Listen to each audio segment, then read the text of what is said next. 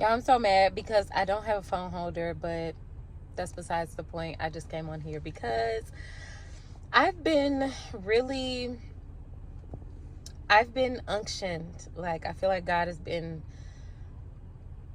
like, putting it on my heart to speak about this because a lot of people go through it and nobody wants to talk about it because who wants to talk about divorce? You never get married to get a divorce. So when it happens, it's like, there's so much grief around it. There's so much shame around it. There's so much hurt around it. There can be hate around it. There's so many different emotions that you feel around divorce, and you feel alone when you're going through it. You do, but you don't. You know people who've gone through divorce, but do you want to talk about it? Like, how do you talk about it? Like, all of the things. There's so many questions there. And a couple things that I've learned as I've gone through this process. Backstory: I was with my ex for about 15 years, married 5, and the rest of the time we were dating, we had 2 beautiful children, one 14 now, the other one 3, and our marriage ended.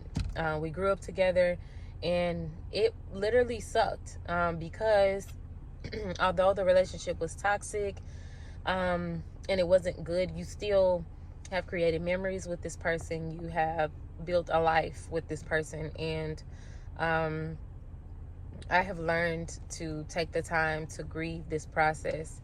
I've been very intentional about not having supplements during this process. And when I say that, I mean, like, I don't want anything to take the place of where I should have put God in the first place. Like, literally. Me personally, I feel like our relationship did not last as long as it should have, is because we didn't have God in his proper place. And I know it's easy to say, oh, we prayed and we both went to church together, and we put God first and all these things. But are you really putting God first in your marriage? Like, was he first in your life from the beginning? And I can honestly say, just holding myself accountable, that he was not.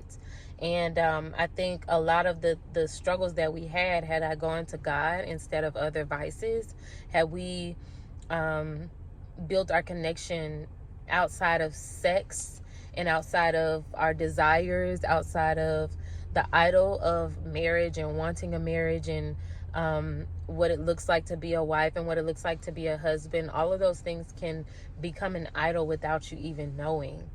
And without you picking up the instruction manual to know what it actually says to be a human, number one, to be someone who is Christ-like, number one. And it's not going to be perfect, but to at least have the fundamentals down, to know what it looks like to walk like Christ, or just to have a reference so that every day that you wake up, you're like, okay, I'm going to kill the flesh because I know that yesterday I did this and it was not right. And I know this is not something that God would have done. And I recognize that I'm not perfect and I am fleshly, so I'm always going to be terrible on my best day. But still, in the way that I treat others, in the way that I act at work, in the way that I don't involve myself in gossip, in the way that I, just go about everyday life, how are you doing that? And to add something else on top of it is saying that you already have your foundation with God as an individual. So now you're bringing another party into the picture. Baby, when I tell you we were not equipped, we were not equipped. And just healing and having that awareness now, just, I mean, I can sit here and point the finger and blame at certain things, but if I am a Christian woman and I'm honest with myself, and I'm sitting here saying, okay, well, this happened and that happened and whatever, what have you, I can't blame nobody but myself, because I knew that I wasn't going to God. Even if he was being the worst person in the world to me, did you go to God? Even if I was being the worst person in the world to him, Was I going to God? No, I was not. Baby, I was going to drinking. I was going to my friends. I was going to, we gonna keep it a buck, when we were separated and I was vindicted. I was very vindictive. And I was just like, you know what? If he gonna do it, I'm gonna do it too. And I probably can do it better. So, I just thank God for the awareness now, to be able to see myself. And as I have really taken time to be intentional about not getting in another relationship when there were ample opportunities for me to do so, not to travel, not to put other things on my plate, when God is providing. So there's no need for me to put any additional things on my plate. And I feel like I heard God say that, all right, either you're going to trust me or you're going to trust me. If you're going to put other things in place right now, I think this is a breeding ground for you to be able to trust me. This is a beautiful space for you to be in. And I say that and I feel that from time to time, but a lot of the times I wasn't feeling it. And I was like, oh my God, Lord, you know what? I'm used to 2 incomes. I'm not seeing it happen here. The life that I want to live and I want to provide for my children, what we gonna do? And I was thinking about getting another job and all the things. And another thing that was really important to me in this process is prioritizing my children. God provided for me in a way to where he made sure everything was taken care of. All of our foundational needs were met, like food, shelter, clothes, a little bit of extra, maybe going to the movies once a month or whatever. He made sure all of that was taken care of. But I was like, okay, I want to get my nails done. I want to be able to go to the gym. I want to be able to do this. I want to be able to do that. But I feel like he was making me wait, or he's still in the process of making me wait to have complete dependency on him and to really flex that muscle and build that muscle to have the faith that it takes to depend on him. And he has literally, it is amazing what he has done in my life. And it was nobody but him. Nobody but him in this process. I had put faith so much in man that the second time that we separated, and I probably should have left then, and this is no shade to nobody, but this is just my truth. I should have left the second time we separated, and we should never have gotten back together.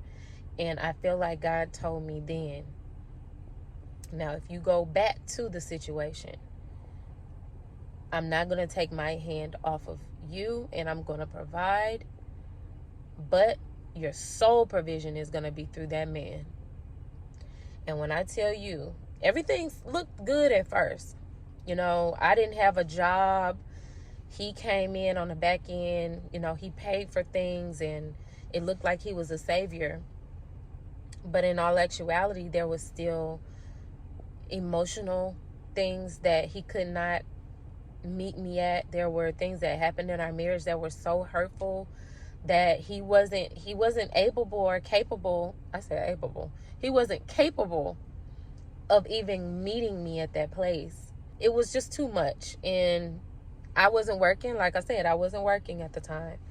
And I felt like I was hearing God say, like, okay, if you get back in that relationship after I showed you what you asked me to see, I'm going to let you handle that. And I'm going to let him handle that. And I'm going to see how far you get. Baby, when I tell you, I seen what I needed to see.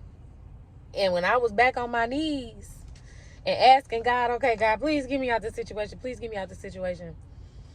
He was basically like, okay, I'm going to get you out the situation, but you're going to have complete dependency on me. And it has not been easy. He made a way of escape, number one. And it wasn't like I was in, like a bad situation or anything like that. Emotionally, it was terrible. It was awful. My emotions were all over the place. And I was just so broken and so angry and hateful because of the situation that I had found myself in this marriage. And I was like, what am I gonna do? I never even decided to have 2 kids by myself in the first place. Like, this is not even fair. I didn't sign up for this, to do this by myself.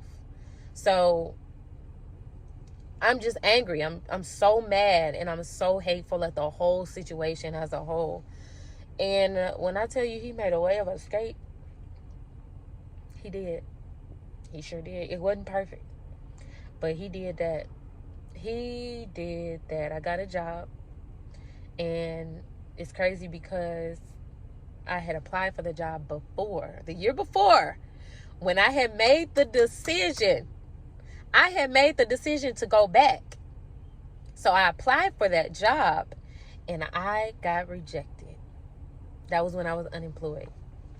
So when I asked and I prayed to God after the fact, I'm like, get me out of this situation. After I'd had enough at this point. I'm like, Lord, I need your help. I need to get out of this situation. Wherever you lead me, I'm going to go. It don't matter what it takes.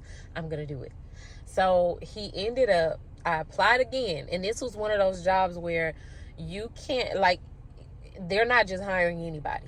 To go through an extensive background check, credit check, all the stuff. And if you don't have flying colors, you're not getting in. So I applied again, y'all, and got the job. I said, oh.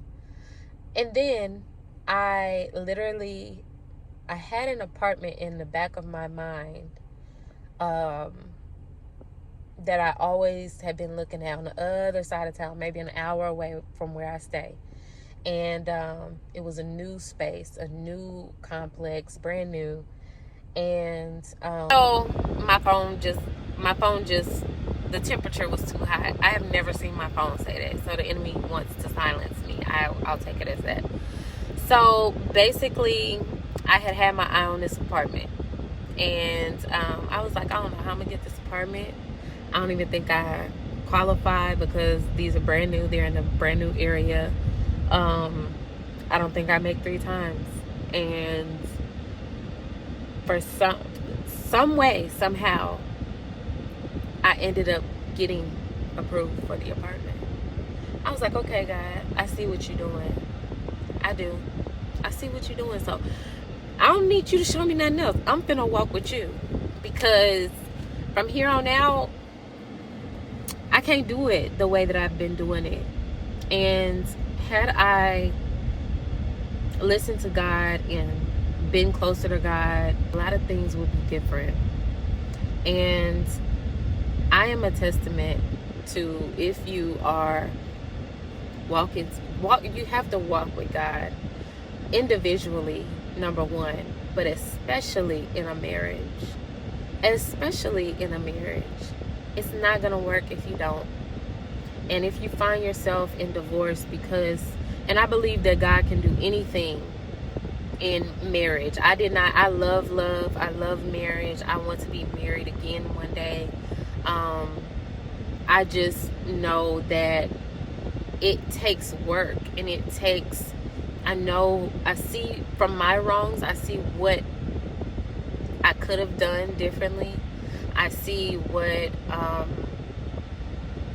how unaware I was of a lot of things, how I let a lot of stuff slide. And I recognize that the Bible's been here this whole time. And I really just didn't even, like, I read Proverbs now and I'm like, are you for real? It's really giving you the playbook. And I grieved one morning in my devotional. And I was just grieving because it's been here the whole time. And I literally never picked it up. So I was repentant of everything that I had done. And the fact that he had given us. I was raised in church. He gave us the tools. And we literally don't even use it. So I say that to say that I am so grateful. If you are finding yourself in divorce, and I call it the millennial divorce, because I feel like the millennials, we have a different level of I don't know when it comes to divorce, because Instagram and all the things, everybody wants to post their pictures, and they want to post everyone in matching pajamas and dinner parties and going out with your husband and the ring and all the things. I did all of that, you know, ring in your face and all of this stuff, when none of that matters. Everybody wants to post the weddings and all of the things, but nobody is posting what it really matters, what it really takes to keep a marriage going. And with that being said, it puts this, you start to feel so bad when your marriage doesn't end. But I want to give somebody encouragement that if it is ending and you realize why it ended, I believe that God is giving you an opportunity to do it the right way the next time. You have the wisdom now. I have the wisdom now to make sure that the next situation or marriage that I get in, I'm going to consult with God. I'm going to make sure it's by the book. And if it's not, then I'm okay. Like, I'm fine with God being my prized possession. And I want to be married again. I do. But if it's not in the works for me, I'm okay with that. And it's beautiful. It's peaceful. Just do the work. Eliminate the supplements. All this dating and going out and all of this stuff. If you feel like you gotta, oh, well, I'm feeling bad today, or I'm feeling like I want to have sex today, because that's a whole nother conversation. When you have had a sex life and you were married and now you don't have that anymore to go to, you have to manage that desire and make sure God is hiding that desire for your next situation, your next marriage. Because if you don't get it under control, it will overtake you, and you will start to think that it's okay to have sex, premarital sex and relationships and all this stuff. And me personally, I'm good on that. Like, I'm good on that. It's too much out here. I don't need no more babies. I'm good with my kids. Like, there is safety in boundaries. That is what I have found. And I don't want to step outside of the boundaries that God has already. He's already given us boundaries in His Word. And as a parent, I know what that means. When I'm talking to my son and I'm explaining to him, this is why I'm saying what I'm saying. I'm not saying this because I just want to be mean. Like, I want to be all up in your stuff. Like, I don't care. If it was okay for you to play the game all day, then play the game all day. Do whatever makes you happy, baby. But if I allow you to do whatever makes you happy all the time, eventually you're going to hit a wall. Eventually you're going to step outside of a boundary that has been set for your protection. And I don't want that for you. So yes, I have to implement these rules for you. And he doesn't see it as a child. But when he gets older, he will understand it. He will understand why I had the rules that I had. And I believe that that is a testament to why God set the rules out that He set out for us around sex, around marriage, around all the things, because there is safety in His boundaries. And I'm so grateful that He gave me the grace, and He's given me the grace to have made mistakes and done some crazy stuff. When I tell you, I've done some stuff. That's a whole nother conversation for another day. But I do want to encourage you, anybody going through divorce. And if you guys want to see more videos about this, definitely share it in the comments. Because if this is, I feel like God unctioned me to do this today. I'm on my break for lunch and I look a mess. I'm looking crazy. My hair looking, camera not even, listen. But I had to feel like I had to say it. And it was random. I just got done eating lunch and I'm in my car and I'm like, he was like, get the camera out and talk. And I'm like, right now? I could set up at home in my bathroom. And every time I do that, it never works out. Nothing ever comes out.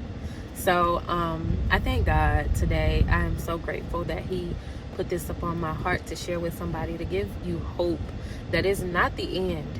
Divorce don't please. The glow up is real. The glow up is real, and it's the best